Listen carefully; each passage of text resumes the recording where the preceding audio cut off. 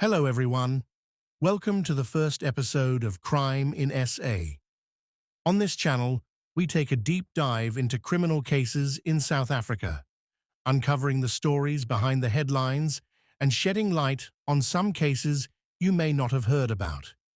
Please note that I'm not a psychologist or a criminal expert.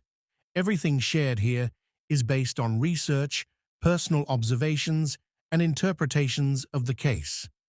Today's case takes us to Limpopo Province, a region renowned for its cultural richness, wildlife, breathtaking scenery, and its role as a vital supplier of fruits and vegetables to South Africa. However, in recent years, Limpopo has also gained notoriety for a chilling pattern of crimes, police officers defrauding insurance companies and orchestrating the deaths of their loved ones for financial gain. This raises a troubling question. Why are those tasked with upholding the law becoming the very individuals who break it? Is it because of financial strain? Today's case revolves around Sergeant Rachel Resetja Shokana Kutumela, a woman who once seemed like an upstanding member of her community but is now accused of orchestrating and masterminding a series of shocking murders for insurance fraud. This case raises chilling questions about trust, greed, and betrayal. Rachel, who is 43, seemed to be a pillar in her community. She was a police officer at the Senwabawana SAPS, a mother of 5, and a woman known for her generosity, often helping relatives, neighbors, and her community at large with food, in some instances with funeral costs. But on October 10th, 2024, everything changed when she arrived for her morning shift. After taking leave of absence, you see Rachel was expecting to meet with insurance investigators to discuss a claim she had sent through to ABSA. She was expecting a few details to be ironed and then receive payout for her claim. But that would never happen, because Rachel was arrested at work by Captain Keshi Mabunda, the same officer who famously handled the case of Rosemary and Ndlovu, another police officer accused of similar crimes. The arrest sent shockwaves through her community. How could someone so trusted face such sinister allegations? Rachel's personal life painted a picture of success. In August 2020, she married David Kutumela, a teacher, in a lavish ceremony that became the talk of the town. The couple rented a helicopter to make a grand entrance, and Rachel was known for her generosity, often helping extended family members and others in need. She supported numerous family burials and even assisted in the funeral of her firstborn child's father, Sidney Montja, who had tragically drowned in 2019. Rachel's kindness extended to the wider community.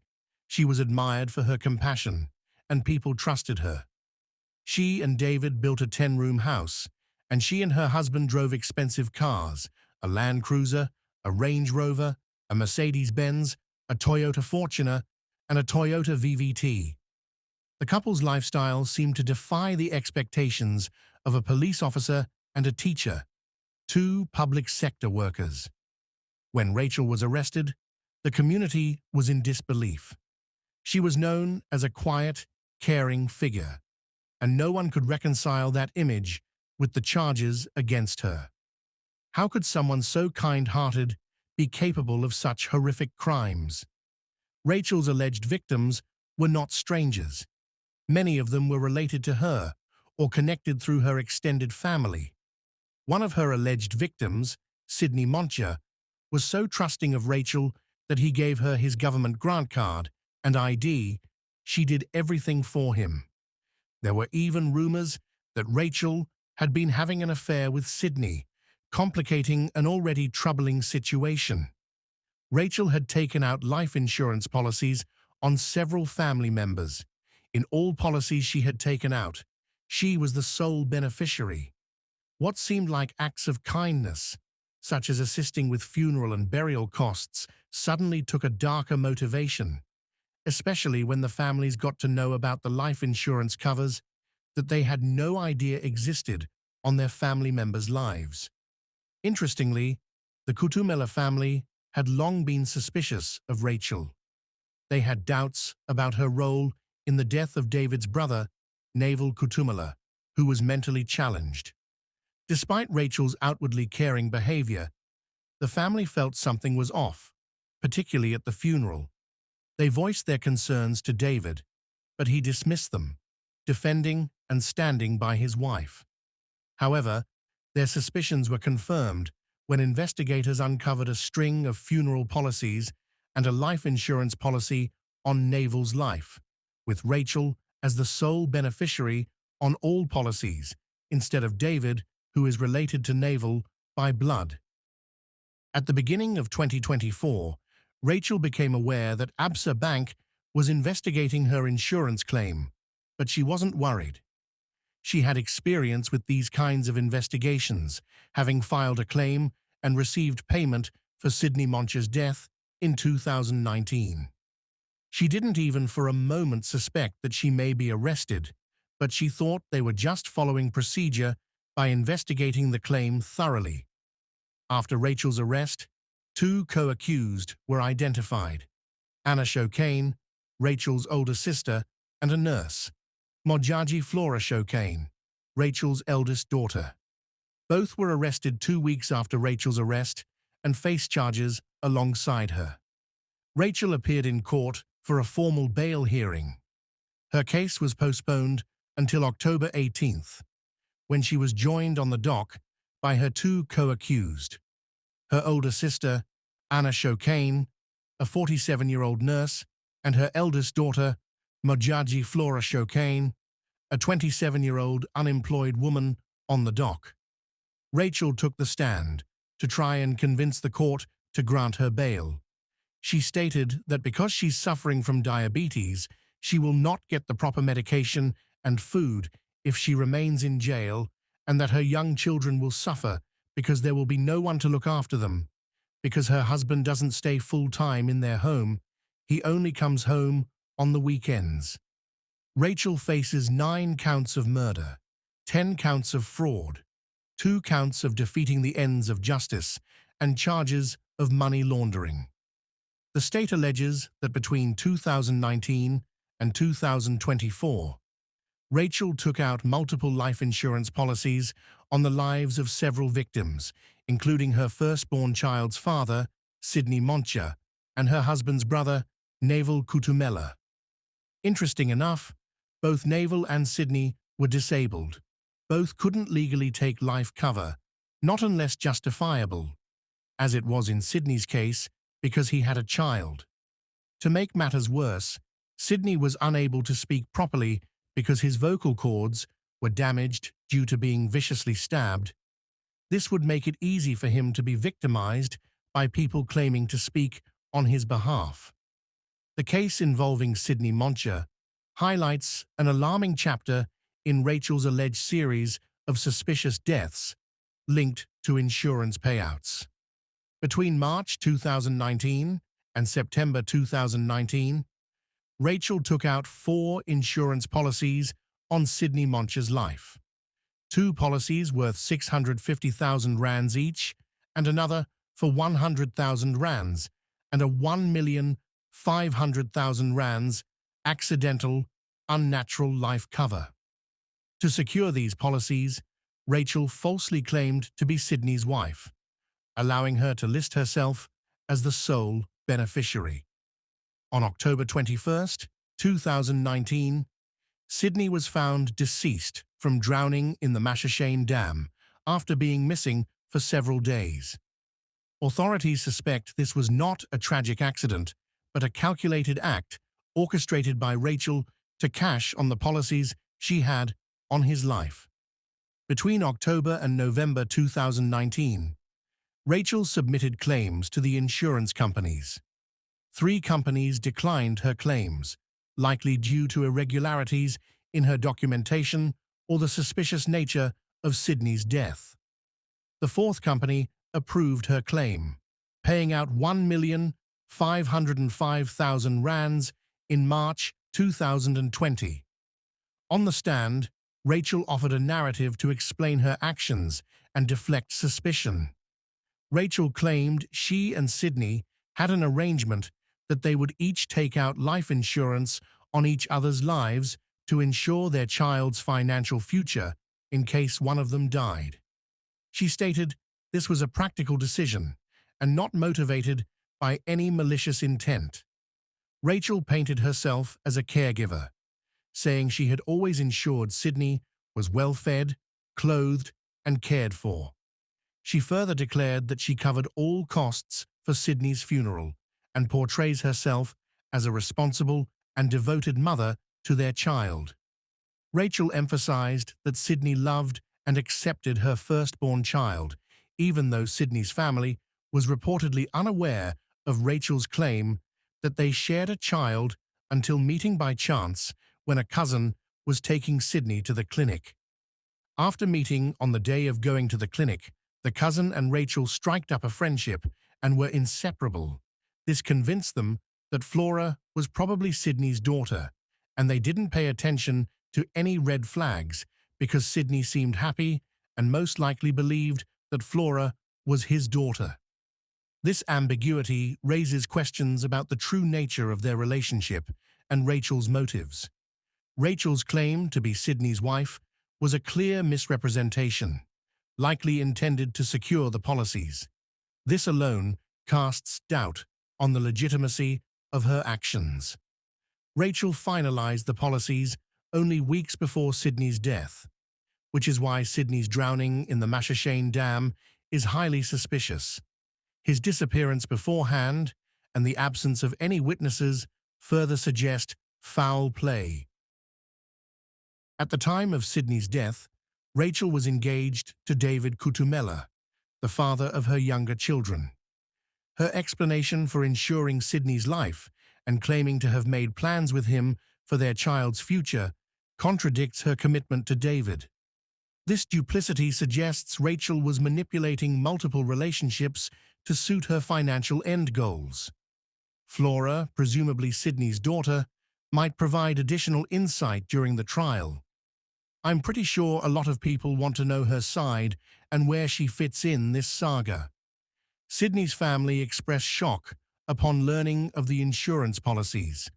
Their lack of knowledge about Rachel and Sydney's alleged child further discredits Rachel's narrative. While Sydney may have privately acknowledged Rachel's child as his own, the family's doubts raise questions about the authenticity of Rachel's statements. The statement Rachel made about mutually insuring each other's lives for the child's benefit is particularly disturbing, as it contradicts her engagement to David Kutumela. These plans should have been made with her fiancé, the father of her other younger children.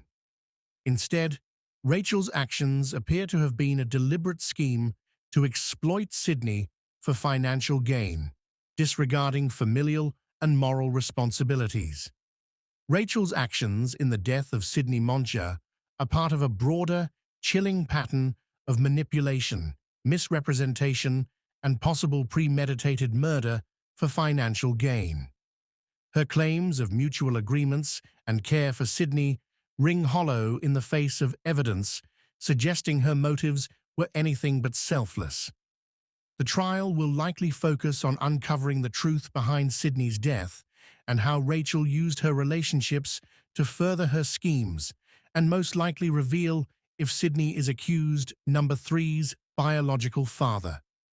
Joyce Tsela Malesa is another one of her victims. On April 15, 2020, Rachel secured an accidental, unnatural life cover policy worth 3 million rands for Joyce Tsela Malesa. This policy was in addition to a 60,000 rands funeral cover. Joyce, being Rachel's aunt, trusted her to handle the arrangements, likely influenced by prior events where Rachel successfully handled a payout for another family member. Less than 3 months later, on July 4, 2020, Joyce was found deceased in her shack that had burned down. Investigators now suspect this was not a tragic accident, but a deliberate act orchestrated by Rachel to claim insurance money. Rachel filed claims for both the 3 million rands accidental life cover and the 60,000 rands funeral policy.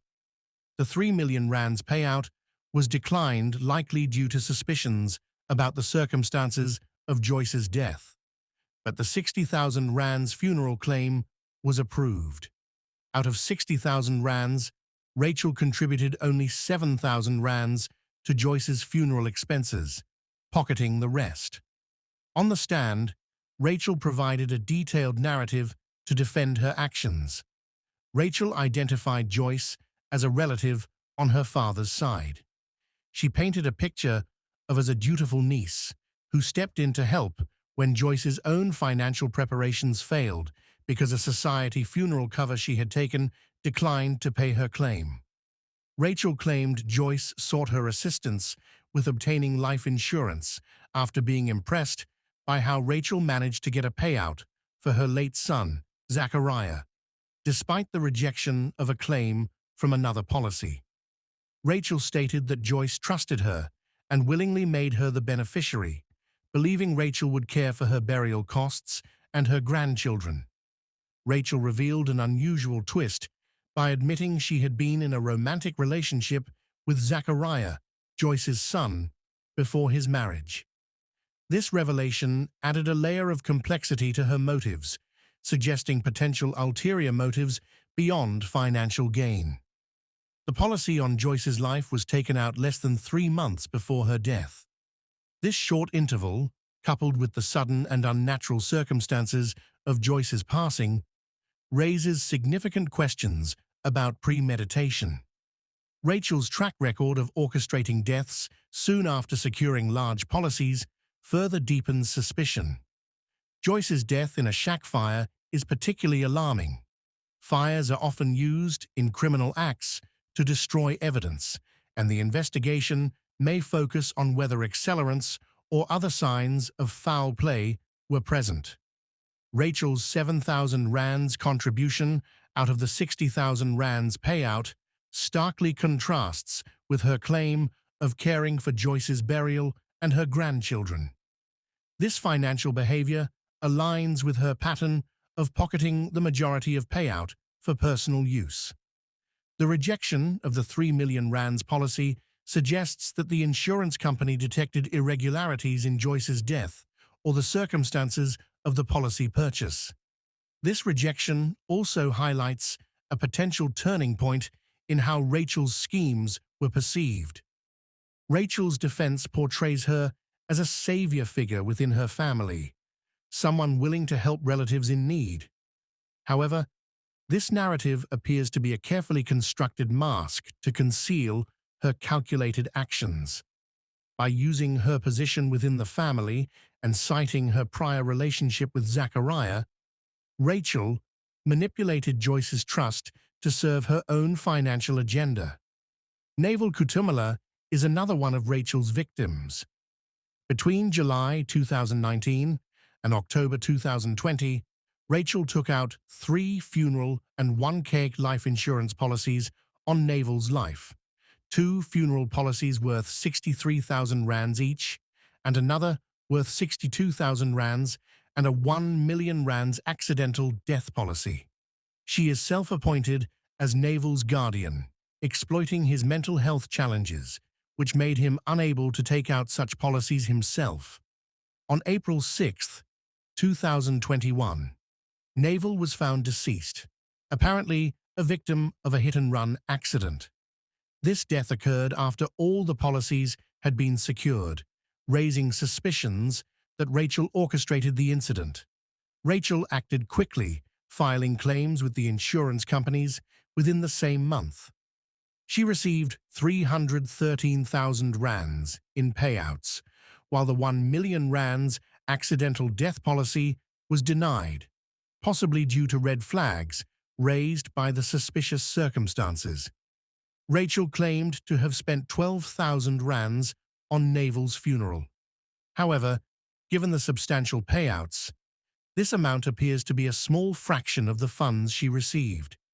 It's not unusual to take out a single policy to provide for a loved one's burial expenses. However, the sheer number of policies 4 in total, including a 1 million rands accidental cover, is excessive for a family member perceived as a child and who had no dependents or significant estate. The decision to self-appoint as his guardian, despite no legal obligation, further supports the idea of premeditation, as well as gives motive. Like other cases linked to Rachel, Naval's death occurred in a way that mimicked an accident, being hit by a car. This pattern aligns suspiciously with Rachel's financial gains from accidental death policies that often pay double or without a waiting period. Rachel wasted no time in submitting claims to the insurance companies. The speed with which she acted, coupled with her previous history of benefiting from such payouts, further fueled speculations about her motives.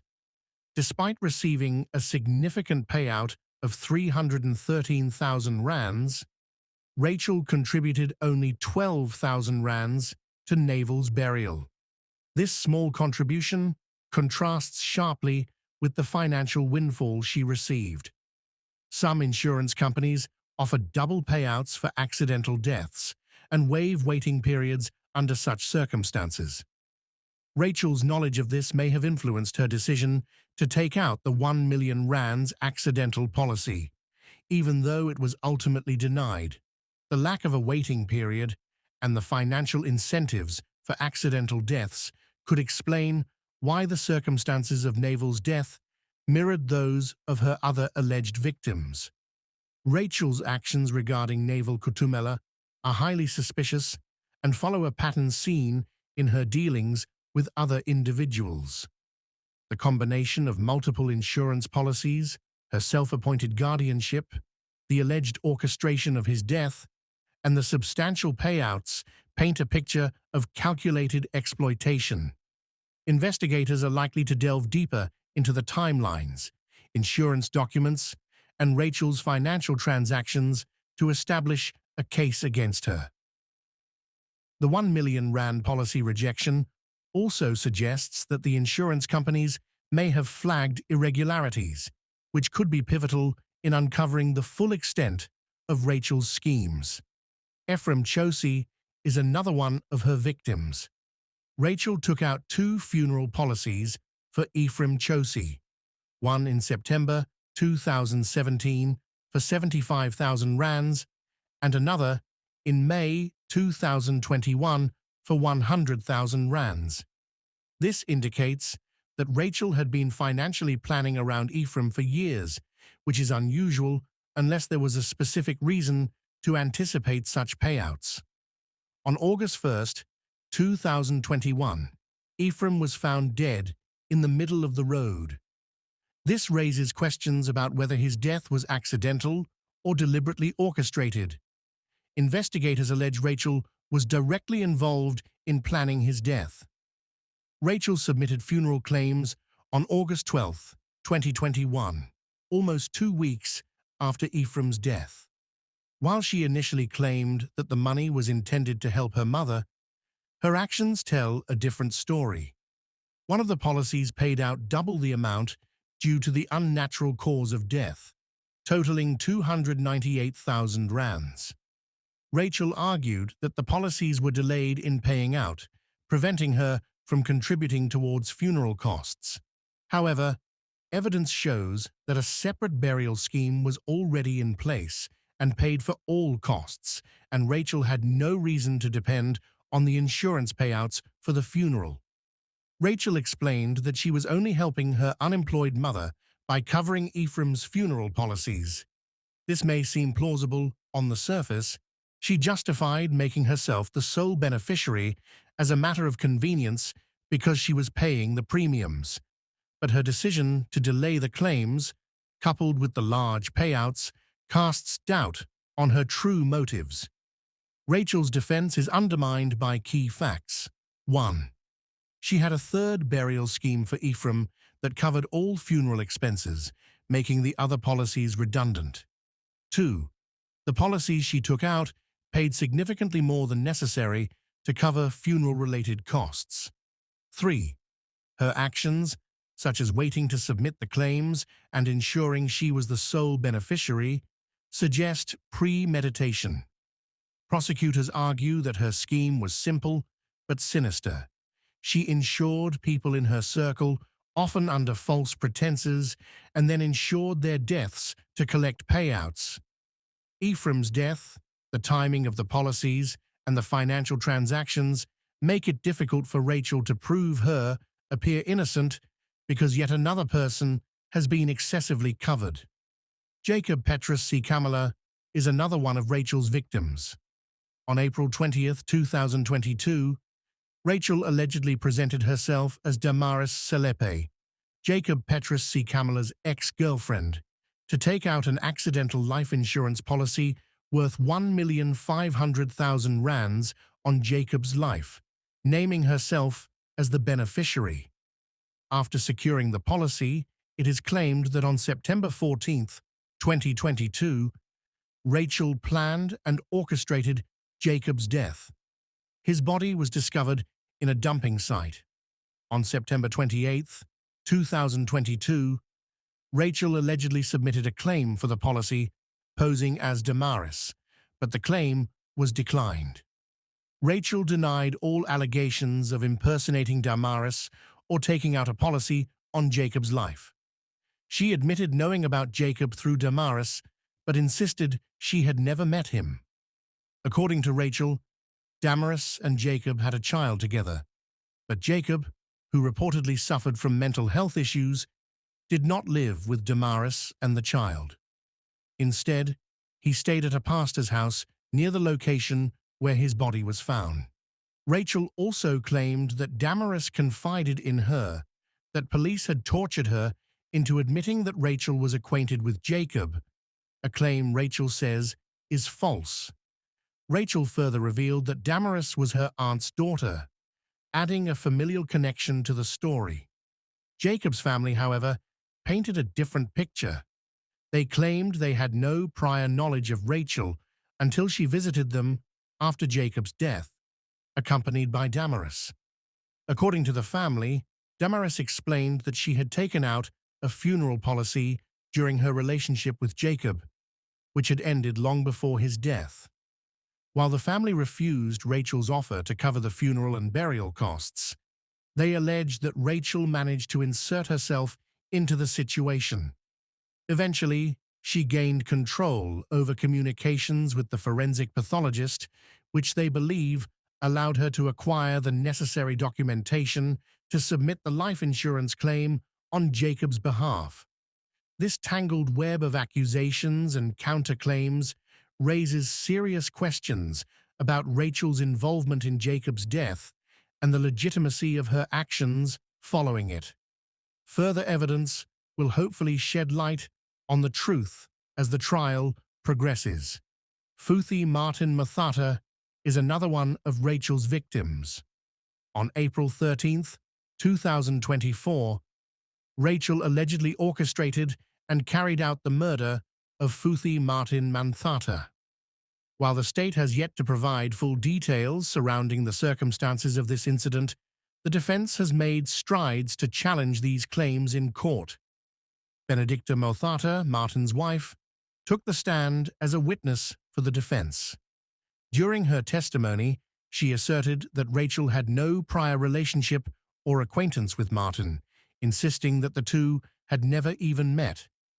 Benedicta further alleged that she was subjected to police torture in an attempt to coerce her into implicating Rachel and agreeing to allegations that she believed to be false. She also revealed a personal connection to Rachel's family, identifying herself as the traditional healer to Rachel's mother. This testimony introduces a new layer of complexity to the case, raising questions about the integrity of the investigation and the evidence presented by the state. As the trial continues, it remains to be seen how this claim will influence the court's perception of the allegations against Rachel. Stridham Reuters is alleged to be another one of her victims. On the 4th of May 2019, Rachel planned and caused the murder of Stridham Reuters. Rachel denied this claim, and she said, she had nothing to do with the passing of her sister's husband. Rachel claimed that Stridham paid lobola for her sister in 2016. Gordon Sekoma is alleged to be another one of Rachel's victims. On the 6th of June, 2020, Rachel planned and caused the murder of Gordon Sekoma. Andrew Makayeni is alleged to be another one of Rachel's victims. It's alleged that on the 17th of May 2013, Rachel planned and caused the murder of Andrew. Rachel denies all the allegations, claiming she insured the victims for noble reasons, such as ensuring burial costs or supporting their families. However, the state argues that the pattern of policies, combined with the unnatural deaths, paints a clear picture of premeditated fraud and murder. Accused number 2, Anna Shokane. The state has charged Anna Shokane with 8 counts of murder and money laundering. The state alleges that Stridham Reuters was Anna's victim. Between March 2019 and April 2019, Anna Shokane allegedly orchestrated an elaborate scheme involving fraudulent life insurance policies.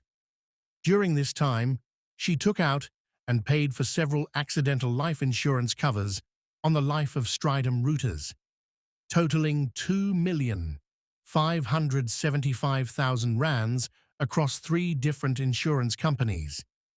These policies, valued at 1,500,000 rands, 1 million rands, and 75,000 rands, were secured by misrepresenting herself as Stridham's wife. She listed herself as the sole beneficiary of all policies.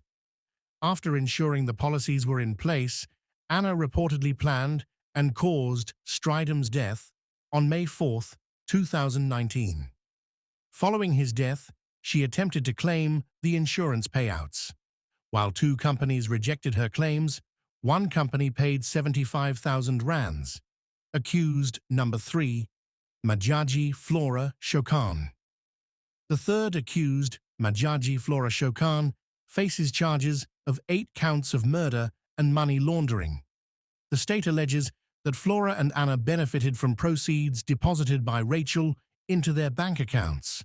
These deposits, made in October 2019 and March 2020, stemmed from fraudulent life insurance payouts. The prosecution argues that both sisters and daughter should have known the funds were obtained illegally. On November 1, 2024, everybody eagerly awaited testimony from Anna and Flora, hoping to gain further insights into their alleged involvement.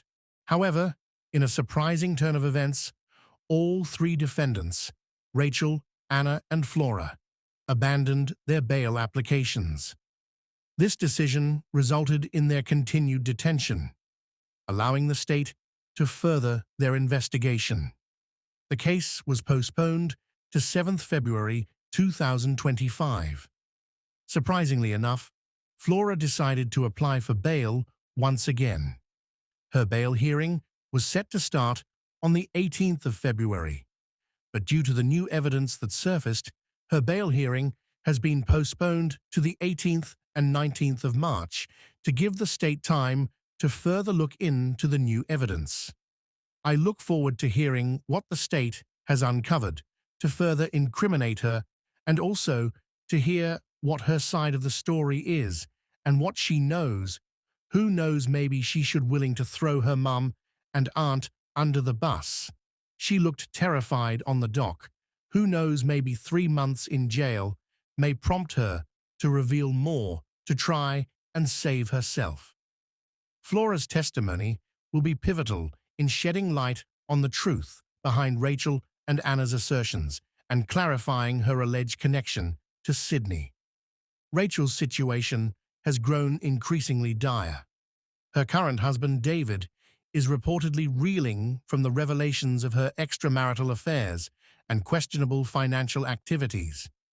He has also discovered that Rachel took out multiple insurance policies on individuals she had no legitimate connection to, people who later died under suspicious circumstances.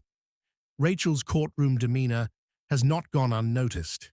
Her repeated appearance in the same outfit has fueled speculation about her personal life.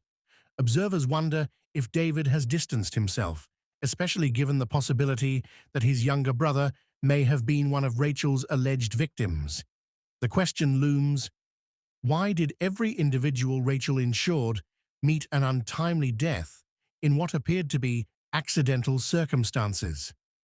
Was it a meticulously planned scheme to exploit insurance loopholes and double payouts from unnatural death claims? This case is one of many that sheds light on a troubling vulnerability in the life insurance industry. Individuals can take out multiple policies on a single life across different companies without centralized oversight.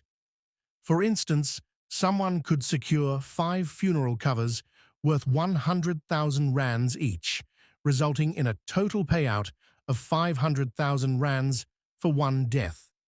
Such gaps create opportunities for exploitation, as evidenced by cases like Rachel's. To prevent this, insurance companies and banks should implement a centralized system to track claims and detect patterns of abuse. Additionally, proof of a legitimate relationship between the policyholder and the insured should be required at the application stage, not during the claims process. Closing these loopholes could save lives and deter individuals from treating others as meal tickets. Rachel has a consistent pattern of leveraging her relationships to secure high-value insurance policies. By falsely presenting herself as a spouse or guardian, she positions herself as the sole beneficiary. Each death in Rachel's circle occurs soon after the policies are finalized, under suspicious circumstances. The combination of drowning, fires, and staged accidents points to a calculated method of eliminating individuals while ensuring the deaths appear accidental, increasing the possibility of double payouts. Despite receiving large payouts, Rachel's contributions to funeral costs are consistently minimal, suggesting she prioritizes personal gain over honoring the deceased. We see the same pattern with Anna is the Stridham Routers case. All victims were declared dead due to accidents, and therefore no proper investigations were done. Now that the accused have been charged with the victim's murder, it will be interesting to see how the state will lay their case in court to prove that these ladies planned or orchestrated these murders, and how they went about doing that. Could there be more arrests in the cards, or did the ladies plan and commit these murders alone? Anna is a nurse. Finding medication to subdue some of their victims before killing them wouldn't have been an issue. What do you think? Comment and let us know. My heart goes out to the families of the victims. Though no outcome can bring back their loved ones, they deserve justice. This story is far from over. It hasn't even reached the trial stage. As the investigation continues, I'll provide updates and deeper insights into this shocking case. The trial will most likely begin on the 5th of May because that's when the two sisters are due back in court. Stay tuned for part 2 of this story as everything unfolds. That's all for now. Thank you for watching this video. Don't forget to subscribe, like, share to help the channel grow. Please comment download below. We'd love to hear what your take is regarding this case. Until next time, goodbye.